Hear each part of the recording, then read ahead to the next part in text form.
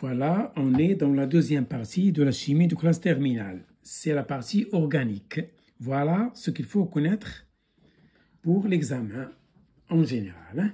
Chimie organique. Donc, estérification, hydrolyse. Le rendement. Trois choses. Estérification, l'hydrolyse, le rendement. Et je fais un petit rappel. Un acide carboxylique, il a cette forme. Un radical alkyle et un groupement carboxylique ou bien une fonction acide. On écrit comme ça ou bien RCOH.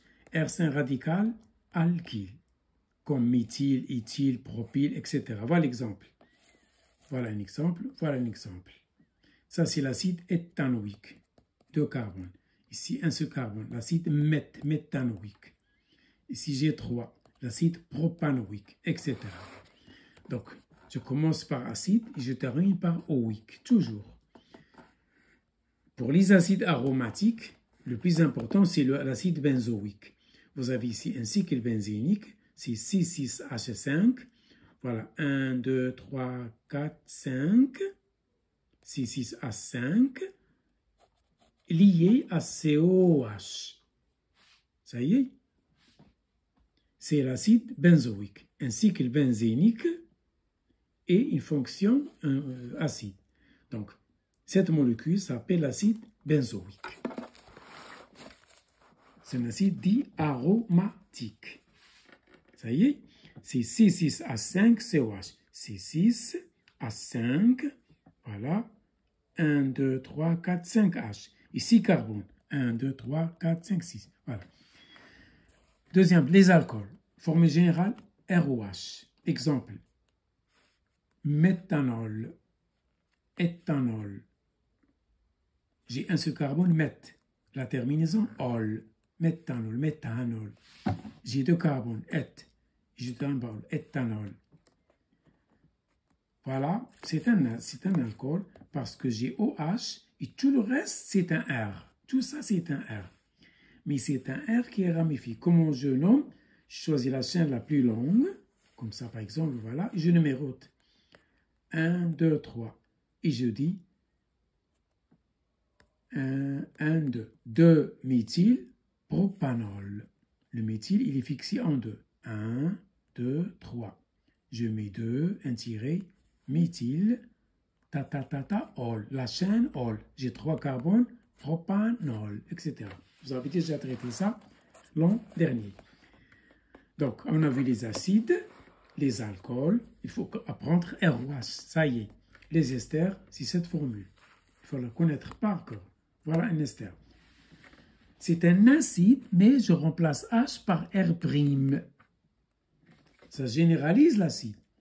Si R' est égal à H, c'est un acide. Si R' est différent de H, c'est un ester. Exemple. Voilà, le R' ici, c'est le méthyle. Ça y est. Voilà un autre ester. Voilà le R'. Ça y est, je peux avoir un radical aromatique. Parce qu'il y a le benzène, c'est aromatique. Ça, c'est un radical aliphatique. Il ne contient pas de cycle. Peu importe le nom.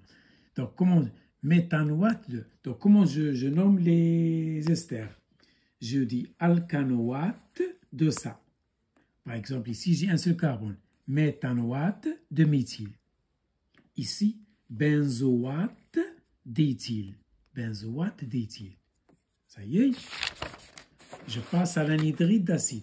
Qu'est-ce que c'est qu'un anhydride d'acide? C'est, je prends 2 molécules d'acide et je les déshydrate, j'enlève l'eau. Ça y est, entre les deux, par une réaction appropriée dans des conditions spéciales. Donc voilà, anhydride d'éthanoïque, ça c'est général. Si je prends la moitié là, le point d'oxygène, 2 carbones. Donc c'est l'acide éthanoïque. Lié, soudé à une autre molécule par un pont d'oxygène, ça donne l'anhydride. Donc l'anhydride, c'est ça sa forme. Il y a un pont d'oxygène.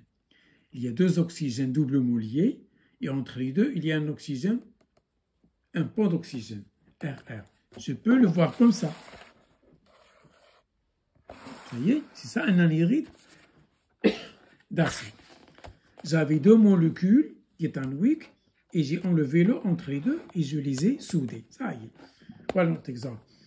Je peux avoir deux acides différents qui se lient par un pont d'oxygène. Et je dis, c'est l'anhydride d'éthanoïque propanoïque. C'est-à-dire les deux contribuent à cet anhydride. Ça y est. Ensuite, je passe à la réaction d'estérification. Qu'est-ce que c'est que la réaction d'estérification?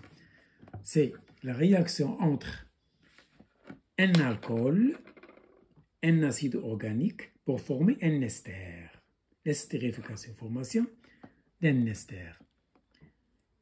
Elle est limitée, c'est-à-dire elle n'est jamais totale, pas jamais totale. Dans les conditions normales, elle n'est pas totale.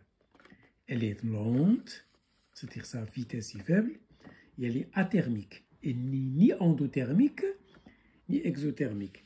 Elle ne dégage pas de chaleur, elle n'absorbe pas de chaleur. Je dis qu'elle est athermique. Exemple. Voilà un acide, c'est l'acide éthanoïque, qui réagit avec l'éthanol, un alcool. Ça y est, qu'est-ce que je fais? Comment je peux trouver l'ester? Je prends la molécule de l'acide.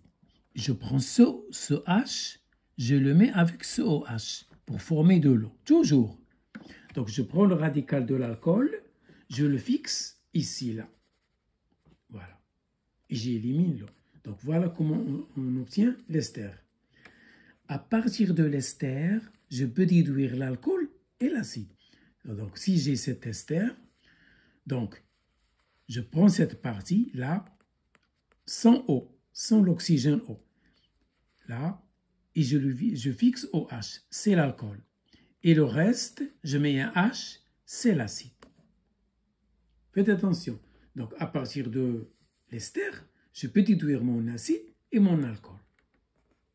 Vous voyez? Voilà, si je prends une mole, voilà, grand A, c'est l'acide, petit a, c'est l'alcool, E, c'est ester, là, c'est l'eau. C'est un exemple, table d'avancement de l'estérification.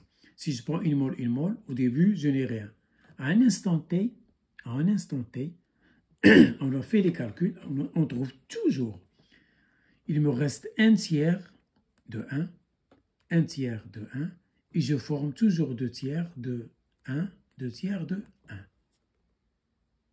Ça y est, si j'avais alpha, bêta, je mettrais 1 tiers de alpha, 1 tiers de bêta, etc. Ça y est. Pour la constante, elle vaut 4. Parce que la concentration fois la concentration sur la concentration, vous trouvez 4. Les 3 simplifient et 2 fois 2, c'est 4. Donc, pour l'estérification, on a en général K est égal à 4. Si j'ai un mélange équimoléaire. L'inverse, donc la réaction numéro 1, c'est l'estérification. L'inverse, c'est l'hydrolyse. C'est-à-dire, c'est l'ester plus l'eau. Lorsque l'ester réagit avec l'eau, ça s'appelle l'hydrolyse. Donc l'hydrolyse forme l'acide et l'alcool. C'est l'inverse, c'est la réaction 2. Là, voilà.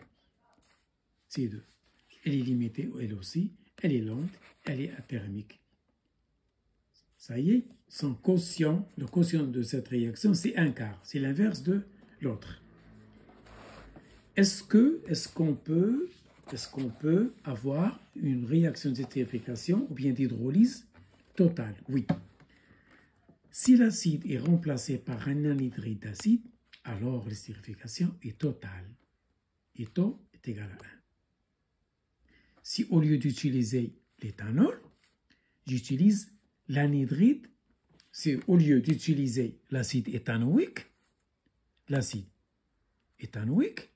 j'utilise son homologue, c'est-à-dire l'anhydride d'acide. Par exemple, l'anhydride d'éthanoïque.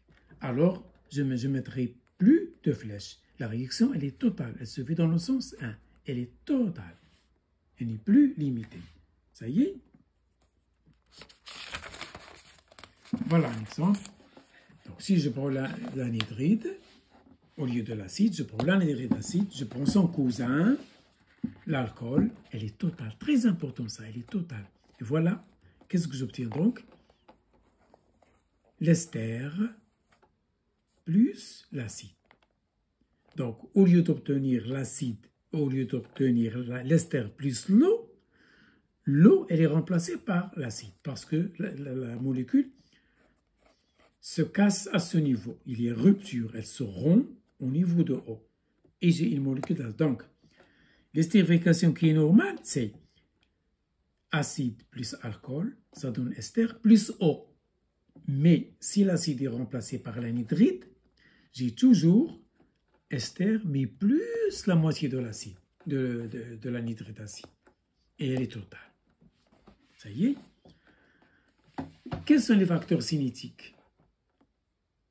C'est-à-dire les paramètres qui influencent sur la vitesse de la réaction. La température, la concentration des réactifs et l'utilisation d'un catalyseur.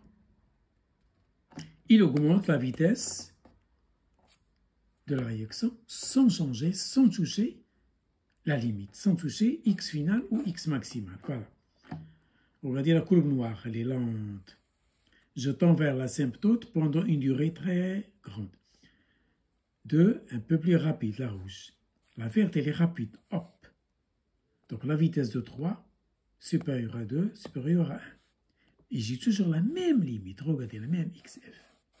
Donc ici, il se peut que j'ai utilisé soit un catalyseur, soit j'ai augmenté la concentration des réactifs, soit j'ai chauffé. Le rendement d'une réaction, par exemple l'estérification. Voilà, cas général. Le rendement, c'est quoi? C'est la quantité de matière de l'ester, l'estérification. Ce qui m'intéresse, mon but, mon intention, mon objectif, c'est de fabriquer l'ester. Donc, c'est le nombre de moles de l'ester obtenu dans l'expérience sur le nombre théorique, c'est-à-dire sur n initial. Le nombre théorique, c'est-à-dire en supposant que x est maximal. Donc, par définition, le rendement de l'estérification, c'est la quantité de matière de l'ester expérimentale sur la quantité de matière de l'ester théorique. Ça veut dire en supposant que x est maximal. Ça y est? Donc, R égale, c'est n expérimental sur x maximal. Et comment j'obtiens x maximal? J'annule les deux, comme d'habitude, tronc commun. Le x maximal est le plus petit de ces deux solutions. X max est le plus petit nombre x. Voie réaction limite, réactif limitant. C'est le réactif qui est limite. Donc, voilà un exemple. Un anhydride, un éthanol, c'est le phénol ici. Voilà. J'obtiens un ester plus l'acide. Cette molécule s'appelle le phénol. Ça y est. Je prends 10 cm3 de densité, 1,08. Je prends 5 grammes. J'obtiens 7 grammes. On veut donc ça. Ça y est, les réactifs. Voilà ce que j'ai fabriqué expérimentalement. Une masse de 7 grammes. Mais attention, le rendement, il y a des N, des quantités de matière. Ici, on vous donne grammes. Grammes, ici, volume. Faites attention. La masse du phénol, la voilà. La masse de l'anhydride, molaire. La masse de l'ester. On vous donne tout ceci. La masse molaire. Le N de l'anhydride, la quantité de matière. C'est petit m sur grand M. C'est donc gros V sur M. Ça y est. C'est égal à ceci. C'est 0,1 mol. Donc voilà, il faut chercher les moles. On vous donne des grammes ou des volumes et je cherche parce que ici j'ai un volume et j'ai un liquide. Donc c'est ρ V. Je sais que la masse volumique c'est ρ égale m sur V. M égale ρ V. Donc ici j'ai remplacé M du liquide de l'anhydride par sa masse volumique V. C'est D. Ρ c'est D donné. Parce que l'unité saute avec celle de l'eau. Parce que la densité c'est ρ de l'eau. Voire tronc commun. Et voilà, je trouve 0,1 mol. Pour le phénol, la même chose. Je cherche en N. Voilà. La densité, c'est rho, c'est rho de l'eau. Je simplifie, donc je trouve D égale rho. C'est ce que je viens de vous expliquer. Voilà un de phénol. Le réactif limitant, c'est le phénol. Ça y est. Il est plus petit que ça, que 0,1. Donc X maximal, c'est 5,310 moins 2. Voilà, j'ai trouvé X maximal. N de l'ester expérimental, c'est 7 sur ça, c'est ceci. D'où le rendement, c'est N de l'ester expérimental sur X maximal.